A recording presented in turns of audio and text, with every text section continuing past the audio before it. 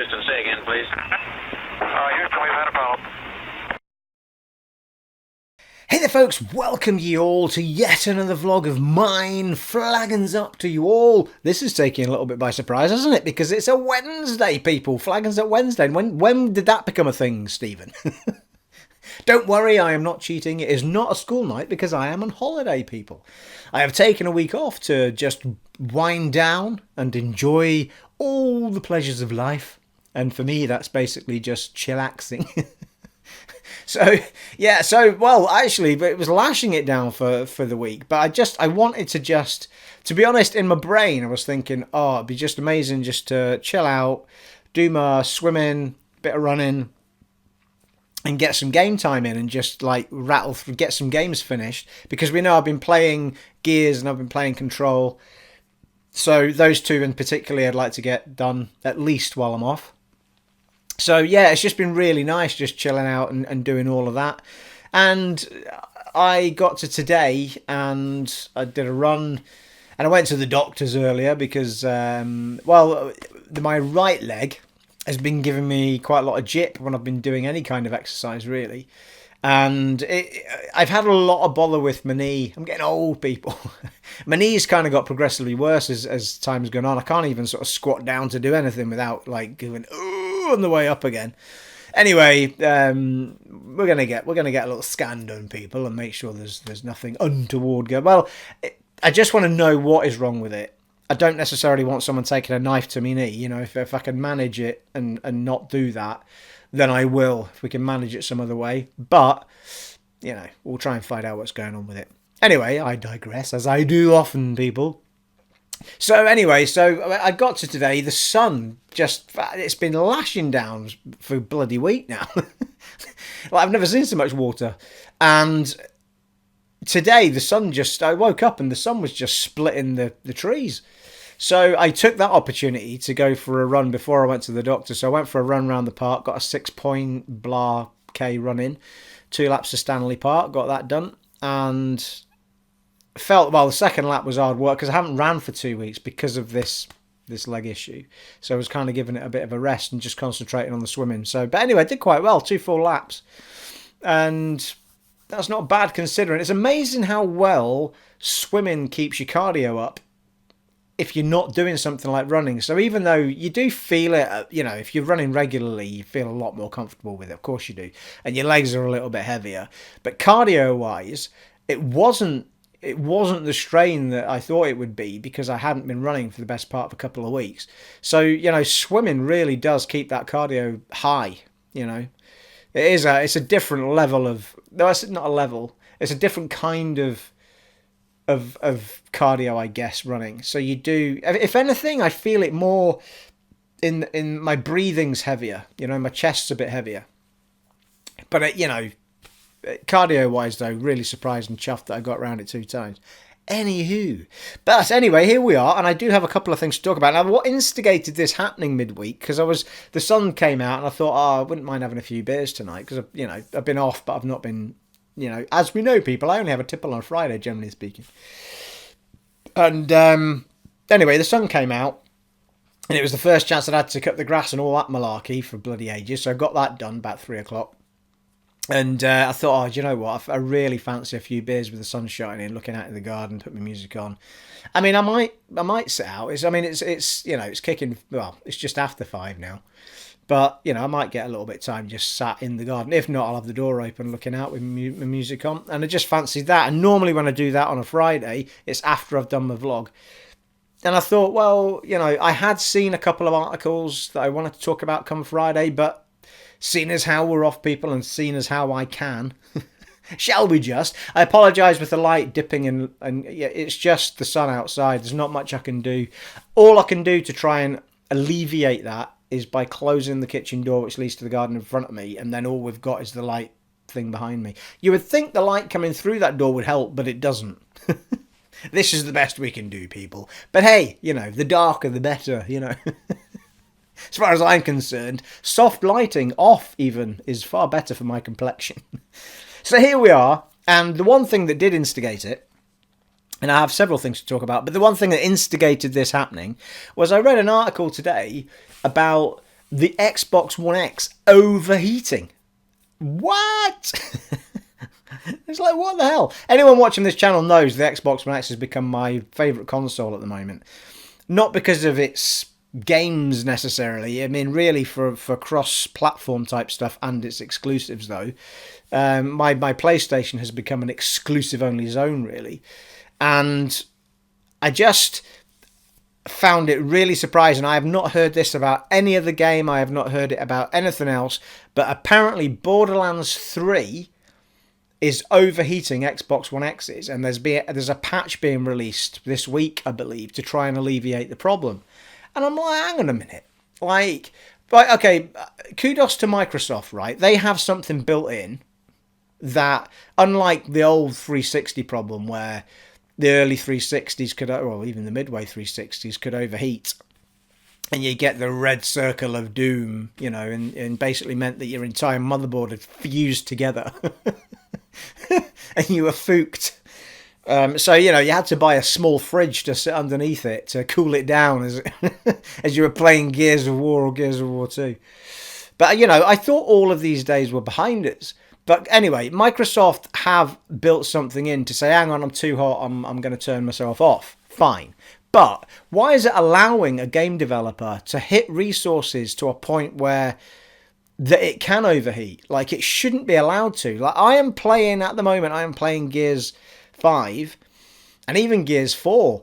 They're both playing at 4K, bloody 60 frames per second or whatever the hell it is. Absolutely beautiful. Yes, the fans all burst into life and you can hear the thing. It's not as loud as the PlayStation 4, but it's, you know, it's the first time it makes noise. Gears of War is pushing that thing to its max. There is no way that Borderlands 3 is pushing that console harder than Gears of War. Gears of War is the best. Those Gears of War games are the best looking thing I've seen probably on both platforms. Never mind bloody.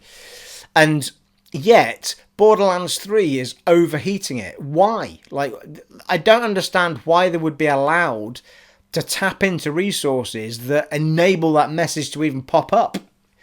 You know, and it can't be good for the system to get to a point where it's not happy and have to shut down. I mean, it's crazy. Like, it shouldn't be allowed to tap into. I can only assume that it's overclocking the CPU somehow to get that hot. I don't know. Like, what is it doing? Absolutely bizarre. And it's only happening on the Xbox One X and nothing else. So, you know, it's obviously trying to tap into what the Xbox One X is capable of, because it is the most powerful one we have at the minute. But it's just doing something drastically wrong if it's having to shut itself down because I think they were saying, like, if you play for 2 or 3 hours, that's not a long time. Like, I can be sat playing Gears of War for about 7-8 hours. I can start at tea time and be finished at midnight, you know what I mean? It's like, I can play a long time, like, and it shouldn't matter anyway. It shouldn't happen. There should be enough cooling in the thing to deal with it. And I think in general terms, I think the Xbox One X isn't the problem. I think it's whatever access they have as developers that's the problem. And that's outrageous. That shouldn't be happening anymore. We shouldn't be looking. I mean, for me, I'm now looking at Xbox 2 and PlayStation 5 thinking, oh, for Christ, I've got to start worrying about overheating again.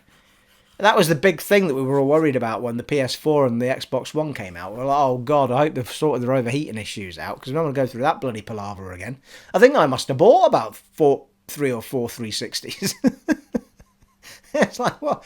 I mean, I didn't suffer it on the PlayStation because I didn't get a PS3 until way down the line. I got the Slim and I've still got it. It's sat there behind my TV now because I still have it hooked up.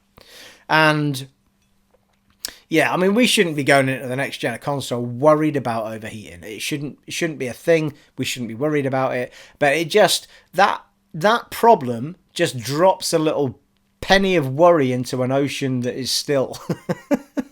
You know what I mean? The ripple effect is tiny, but it could be a tsunami by the time we get to the bloody launch of the two consoles. Because you know people are going to be looking for overheating consoles.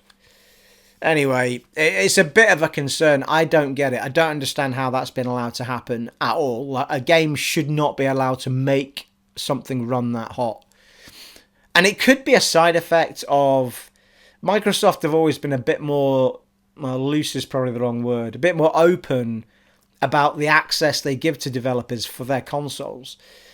as opposed to Sony, who generally tend to shut things off a bit more. This is why when you get things like the mods for games, when you get mods on console, the Xbox ones, you've always got a gazillion more mods than you'll get on PlayStation, because they close it off to a point where it can't access whatever pieces of hardware it needs to access to do, to save what it needs to or do what it needs to.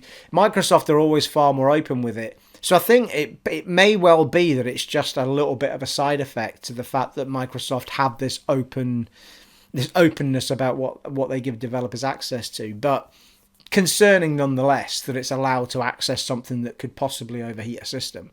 But, even as a guy that does web development and has been an IT guy, I still couldn't even begin to guess, other than overclocking the CPU to a point where it's just burning hot. I couldn't even begin to guess why it would be burning at a point where the thing's got to turn itself off. I mean, most devices have it. I remember I was sat outside, I was sunbathing in the garden. It was piping hot. This was months back now. And I had my iPhone on me, and I was watching a video on my iPhone, but the sun was pummeling down on me. There was no shade. And my iPhone, after about it wasn't even that. It was after about 5 minutes of watching this. In fact, it wasn't a video. It was live football. I had Now TV. That's what it was. I had the live football on my phone because I thought, I'll sit and watch it on the lounger.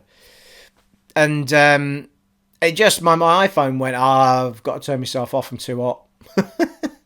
It's like, what? I mean, it was burning hot though, and it's the same one. It's the same one I've got. But what I've noticed is that they're made of bloody metal, aren't they? I mean, it's a proper metal now. So the minute sun hits it, it's just bloody baking hot. You think they'd find they make them out of bloody fiberglass or something. But make them out of, I don't know, fiberglass stay cool. But make them out of something that doesn't go piping hot. Anyway. So I think devices in general have this thing built in where they'll go, I'm turning off, I'm too hot, which is great. I'd rather have that than the motherboard smelting together, which is what the bloody 360 did. Anyway, we shall keep an eye on it, shall we? But yeah, concerning nonetheless. That was the main reason for doing this little shenanigans midweek, people. But while we're here, should we talk about other things? So Borderlands 3 was the culprit for that, and it's the only game we know about that has caused that issue on any console, and it only happens on the X. Talking of Borderlands 3, I'm going to have a sip of this. I'd buy you one, people, if I could. If you were here right now, I'd buy you one. Another article that I saw, for those of you playing Borderlands 3, I was playing Borderlands. I tried to get into Borderlands again before it came out because I thought maybe I'm just not recollecting it well enough, but I started playing Borderlands. I can't remember which one now. But I downloaded they were like a $5 or something. I downloaded them both, and I started playing it, and I just didn't enjoy it. It just isn't my thing. It's just not my thing at all, that game. But anyway, the one game that I did love about Borderlands was Tales of the Borderland, which had Troy Baker and other such folk in it. And why am I forgetting? And Laura Bailey, who's also one of the lead voices in Gears of War. And a gazillion other things. Her and Troy Baker seem to be in everything, don't they? And Tales of the Borderland is possibly one of the funniest things I've ever played and watched all at once at the same time. That game just made me howl with laughter, and I loved every minute of that game. And one of the saddest parts of Telltale going down is probably that we won't get another one. And The Wolf Among Us. And so when it came to Borderlands 3, apparently there was I don't think he did what's the word I'm looking for, people? When they show up and they go, am I good enough for the job? I don't even think he had to do that. I think auditions. Thank you. I don't think he had to do an audition or anything. I think they just knew if they were going to do Borderlands 3 and that character, Reese was going to be brought back in, then Troy Baker would come back in and do it. And they agreed it, and they said, do you want to do it? And he said, absolutely. And then he didn't do it. And the reason he didn't do it was apparently because the way that he signs up to everything that he does is through the appropriate unions and stuff, the way they sign everything up, because that's how life works in America. And if you deviate from these things, it can have an impact on you as an artist. It can have an impact on you because of the way people perceive you and the fact that why are we all doing it and you've decided you don't have to abide by these rules, but blah blah blah blah blah. But so he said, well, I can't, because if you're not going to sign up the way that I would normally sign up, then I can't do it, because that's how we sign up for everything, as So how on earth the other people have signed up for Borderlands 3? But apparently it's all to do with Texas is different because blah, blah. Well, it's not different because it still abides by union law and stuff. So no one's quite understanding why the company, 2K or whoever it is, weren't able to carry out that function. Like, why were you not able to carry out the function of just signing him up? Like, every other developer signs these people up to do that job. What was the problem? Like, you know what I mean? I mean, he clearly signed up that way for Telltale when he did Borderlands, Tales from the Borderlands, and he's signed up in every other thing that he's done with every other major developer far bigger than you are. So why are you so bloody special? You know what I mean? Like, just sign him up properly and then you've got the guy for the game. It's crazy. Like, I mean, what goes through a company's brain cell is just unbelievable at times. Some bloody suit has decided they don't want to do it for some bizarre and utterly stupid reason. And you've not got the best guy. I mean, I don't know whether they've brought that character into the game, but he's not doing the voice. I think that sounded like what it was. I don't know if that is the case, though. Or whether they just left the character out altogether, because I'm not playing Borderlands 3. But it's utter stupidity. You've either got someone doing the job half as good, because you wanted the character from Tales of the Borderlands. Not because of that actor being bad, but because you wanted the same character from the one that you got in the first one, and inevitably it's always going to be slightly different if you bring somebody else in. And, it's just absolute madness. Like, when the guy's standing there going, I'm going to do it. Just sign me up the way I sign up for every other company in this, and I'm the most used actor in this business. Why are you unable to do what every other major developer does? Absolute madness. Don't get that at all. So, they can... I mean, what is that about? That sort of shit winds me right up in the world. It really does. And it always stinks of some suit or some rumour suits that decided they were just some point of principle that the rest of the world doesn't have. It's absolute madness. I mean, it's crazy. It baffles the brain, people. It really does. Shall we move on before I go into our moaning zone? Something happier. So what else do we have to talk about? We had... Okay, so Jedi Fallen Order had... This game is... Oh, I'm so stoked.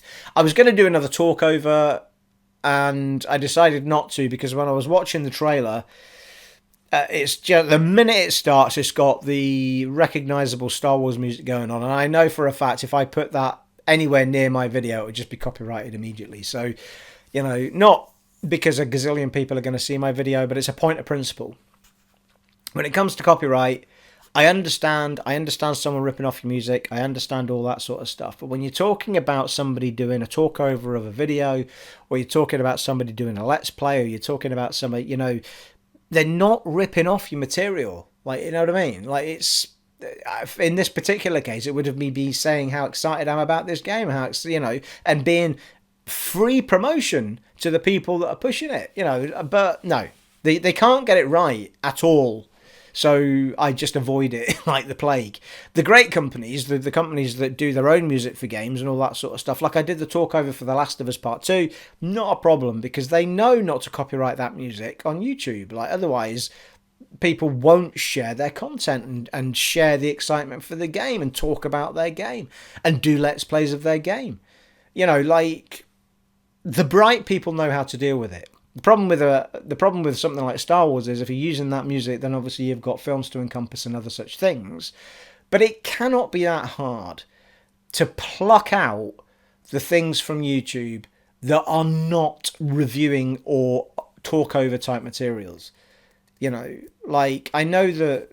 I mean, it can't be that hard, can it? You know what I mean? Like, winds me up. Anyway, so what we'll have is the clip playing behind me in silence. And that's not a given either, because sometimes it'll actually pick up on the trailer that you've put on, but hopefully not. But anyway, so we have what was it called? Cal's Quest or something like that. Jedi Fallen Order, Cal's mission trailer is what it was called. And I don't know when this came out, but it's very recent. And we're not too far away from the launch of this. We're talking November 15th, so we're a little bit over a month away from this game. I'm super stoked for this game. This game is... There's this part of me that just hopes that every vibe I've got for this game and every piece of excitement I've got for this game is going to fall into place when I finally get my hands on it, because I feel like what they're showing us is everything I wanted from this game. I feel like the fighting is very Dark Souls-y so far as the way the mechanics work, and it's not just a slash and a mash of buttons. You've got to back off, you've got to find your openings, you've got to block, you've got, I feel like they've put that in for me. I feel like the story's good. I feel like the characters they've brought in are good. I mean, some of the boss fights look really, really cool. The way they've done the Force looks amazing. I mean, everything looks brilliant. And I just hope it delivers, because it's not the first time that I've been uber stoked for something that's just let me down dramatically. But everything just seems to be falling into place. There was a few things that actually looked really interesting in this trailer. And the first thing that I noticed was this woman at the very beginning who he's talking to. And she seems to be sort of a forefront type leader of a resistance movement or something like that. And, she's kind of pushing him to say, are you with us? Are you not with us? Blah, blah, blah. And that's interesting because because when we first saw the other guy, oh God, I'm going to forget his name now. But when we from the other trailer, we saw I'm going to say Che Guevara, but that's probably someone that's real. You know what I mean, though? The guy from Rogue One. And I'm having another mind blank now. Anyway, the guy who played that character in Rogue One is in this game, and we saw that in the first trailer that we got proper gameplay footage of. So, and he looked like one of those sort of characters who's leading the resistance movement, who's talking you through missions, but he clearly is somebody that you meet later on, because Forrest Whitaker, thank you, sorry, that was my mind blank I was having. The guy, Forrest Whitaker, is in this game playing the same character from Rogue One. But it feels like from what we're seeing in this trailer, that this might be actually earlier on. Well, the beginning of it where she's talking to him. The rest of it's a mishmash of wherever. But it feels like she might actually be the one that gets him going on this journey, and he meets the Forrest Whitaker character later on. So that was interesting to see. The acting sounds fantastic. The only thing that's bugging me a little bit is, I mean, the visuals look amazing, but the main character looks a little bit cartoony or animaty. There's just something about his face that looks a little bit cartoony. It's a very tiny thing. I mean, it looks fantastic. The animations on it look amazing. It isn't like a... You know what I'm saying, people? You kind of get the sense that it's kind of a cartoony type vibe. But outside of that, everything looks amazing. I mean, I don't know what... Maybe it's not the look. Maybe it's just... I don't know. I have to wait and kind of get my hands on the game and see, but it just feels a little bit sort of animation rather than trying to go for a more real aesthetic on the face. But I mean, I may be picking him out above everybody else for no reason. But I felt like the woman looked a bit more real in the trailer, and so did the Forrest Whitaker one when I saw it.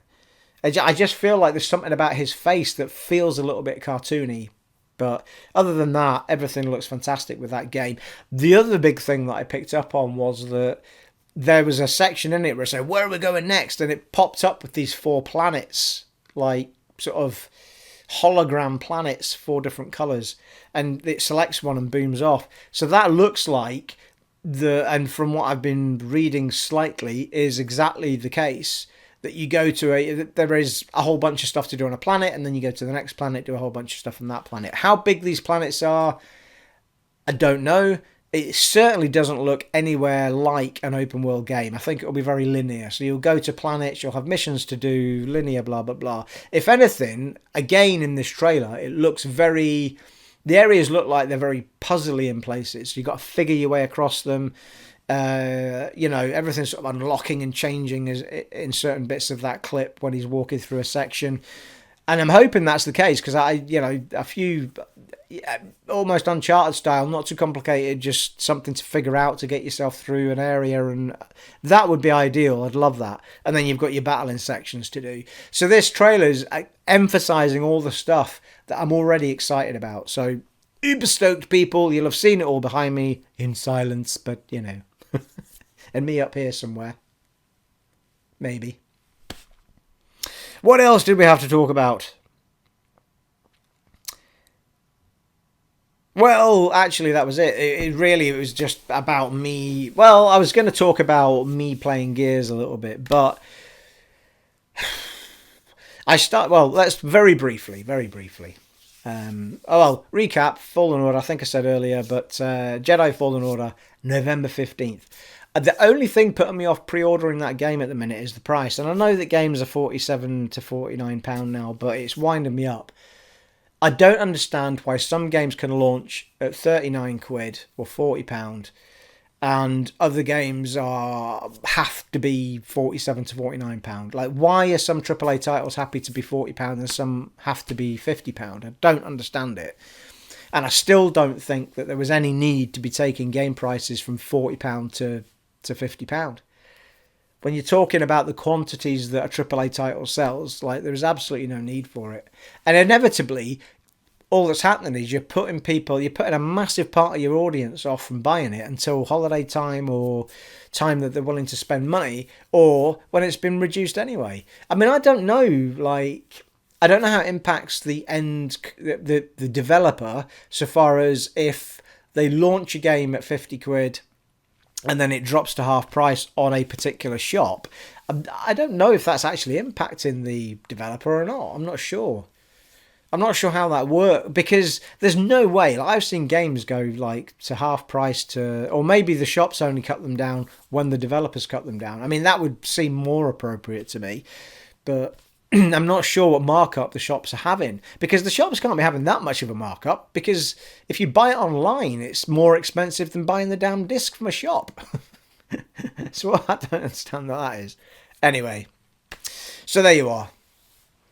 I will pre-order it, and I think I'm going to have to cave into the $47.95 or whatever it is that the cheapest price is. But we'll wait and see. I might have some points available at shop too, which is where I get half of my stuff. I get the other half from Game Collection most of the time, or Simply Games.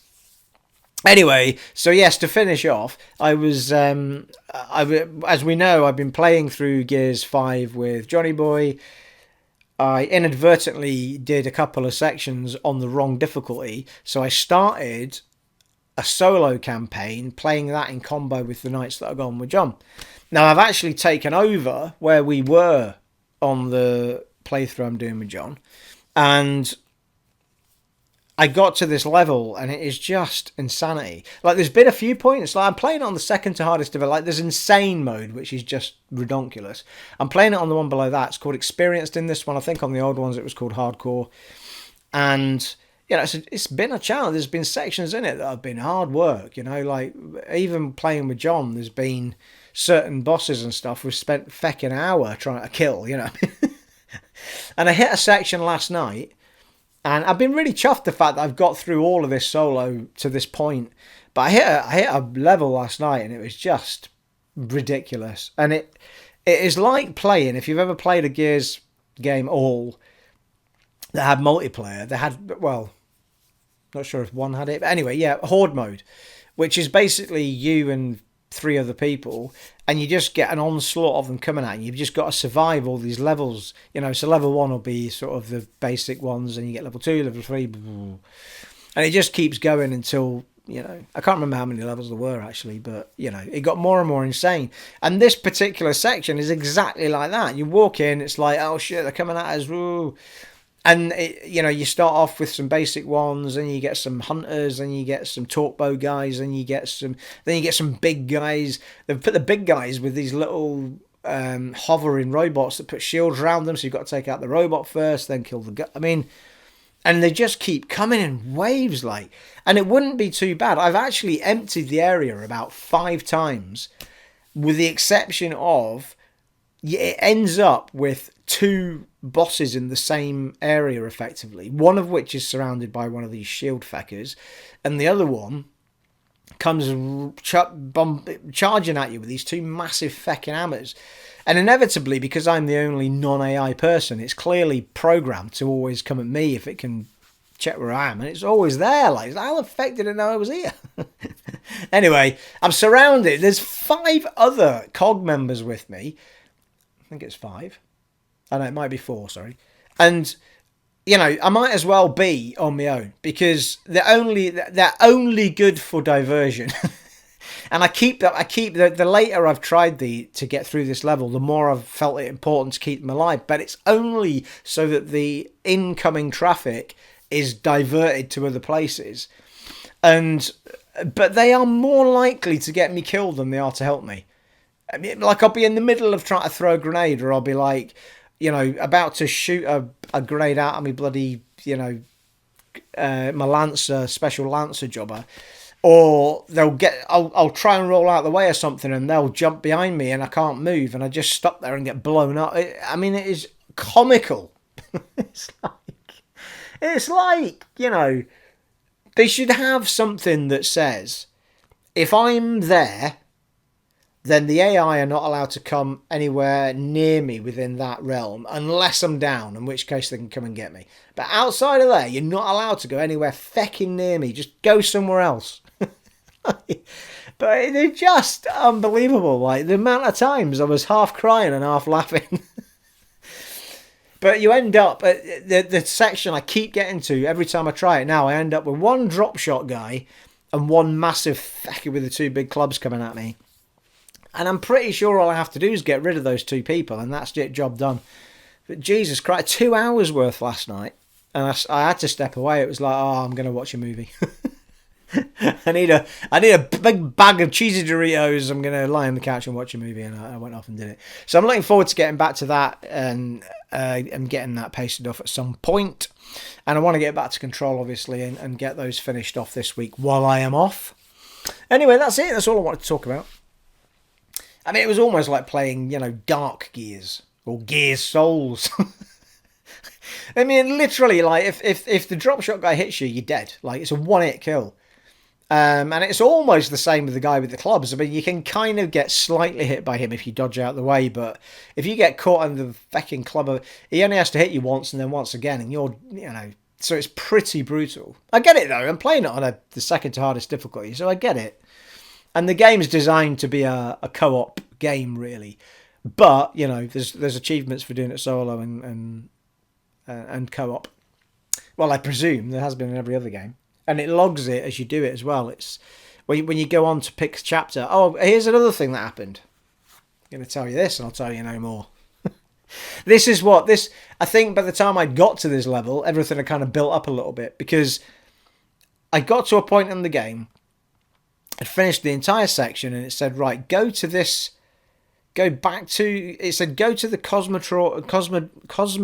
cosmonaut training facility and sort out the beacons. And I was like, hang on a minute, I've already done that.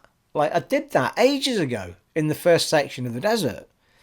But anyway, who am I to grumble? And I kept looking at the map, and there was no trace of where I was meant to go. But I heard him say it, so fine. So I went to the Cosmonaut place, and I'm walking in, and I'm like, I've already done this section. Like, why is it asking me to come back here and sort this out? And I end up in this room, and in this massive sort of entrance hall area, lobby, there's an office sort of boarded up with nails and blah. And when I first went in, you could look through and you could point the little robot. Well, actually, that's not true. There was a little thing the robot had to get to, but when you scanned the room, there was like a vent way over the other side of the room that you point to, hit X, tell the robot to go through it. He ends up in the room and activates the thing, and it opens the giant door. And that lets your team go through and do that section. It would not do any of that because I'd already done it. And it was like, And I couldn't understand it at all. My save would not. It didn't matter what I did. Didn't matter how close I got to the vent. Didn't matter anything. I tried reloading it. I tried doing all. I couldn't get it to work. And in the end, I had to come out, go back to the main menu. And in the main menu, you can select the chapter you want to play. But in order to do that and restart the chapter, you've got to dump your save. And I was like, well, I've no idea what I'm going to lose by dumping the save. Because I had done every side mission, every area. I'd covered everything in both sections, the snow area and the desert. Anyway, blind faith led me to believe that it would be fine, it will remember. Kicked it all off, ended up back in the desert, and it had lost everything. It had no idea that I'd done any of the side missions. I was missing half of the stuff for the robot that I'd upgraded. Sorry, 2 things for the robot that I'd upgraded. The components I picked up to do those upgrades were not assigned, but they were all there. So I had like 175 components to put back into the places I needed to put them back into. But aside from that, I've no idea. I don't know if I'll get a trophy that I won't get kind of thing because I had to dump my entire save. But it was really frustrating, and I had to do that whole cosmonaut section again. Why is that word so hard tonight? And oh my god, it was not an easy area, that at all. There was a few sections of that were an absolute pain in the arse. Anyway, I redid it all, but it was about 2 hours worth of extra stuff I had to do to get back on track to where it had told me to go in the first place, which was to the Cosmodrome place.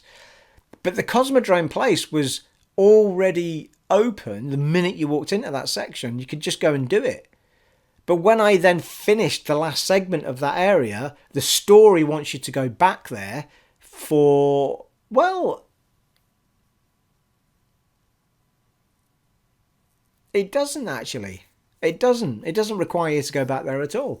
But for some reason, it did not know that I'd already done all of that, and it wouldn't let me do anything. The other thing was, when I was in that section, it checkpointed, and I couldn't get out again. Was the other thing. So even when I kept reloading my save, I couldn't reload it any further back, because the previous load to where I checkpointed from was right after I'd walked through the door in there, and there was no other way out. No other way out. The whole thing was just completely fooked. Anyway, I played it out in the way that it clearly had meant to be story-wise in the end, but that was after 2 hours of faffing around and having to do a bunch of stuff again. But we got there. But it was just an absolute... And this all comes from the fact that they've opened it up. Like, just make it linear. Like, nobody asked for a Gears of War game that was bloody wander about on a... I get it. I mean, I kind of get it, but it's like... Nobody wanted it, guys. You know what I mean? Just don't. Just leave it. Like, take me from A to B to C to D. Like, just fine. Like, no one would have been caring at all if you just made another Gears game exactly the way you make Gears games. Like, it's madness. I don't get it. Anyway, there you are. My rampage is over with. Jesus, it was bad, though. I was sitting there, I was face palming. I was just like, I can't believe I'm going to do all this again because of a dodgy save or a dodgy game. I've no idea what's going to happen with me and Johnny Boy's save because we've got the same issue. We're about to do the bit where we come back and it probably tell us to do the same thing. So I'll see what happens when we go back to do it. But it says the minute you sort the rocket out, it says you need to sort the beacons out, which and me had done right at the hours before. So it was all out of order because it allows you to do it all out of order. So Christ only knows. Maybe I shouldn't have listened to it and gone somewhere else. But the somewhere else is going back to the very place you start in the desert, which is the airport section. And that had already finished as well because Baird had already left on the plane. I'm trying to think now where... Anyway, it's all bizarre. It's all beside the point because there was nothing anywhere on my map, my screen, anywhere that told me there was a quest elsewhere to do or go, or it just gave you nothing. Anyway, had to redo about 2 hours of the bloody desert, but never mind, eh? We got there in the end. God blimey, I went off a bit on that, didn't I, eh? there we are, people. I am done. You know, for someone that didn't have much to say, it's been 40 minutes. Anyway, I hope you enjoyed the clips that I put up behind me. I hope you've enjoyed this midweek surprise. It has been... you'd realise, of course, there might not be one on Friday now, because I might have a talk about, you know. So savour it, people, savour it. It has been an honour and a privilege serving for you once again in this vlog of mine, and I shall see you all next time. Take it easy, folks. Bye.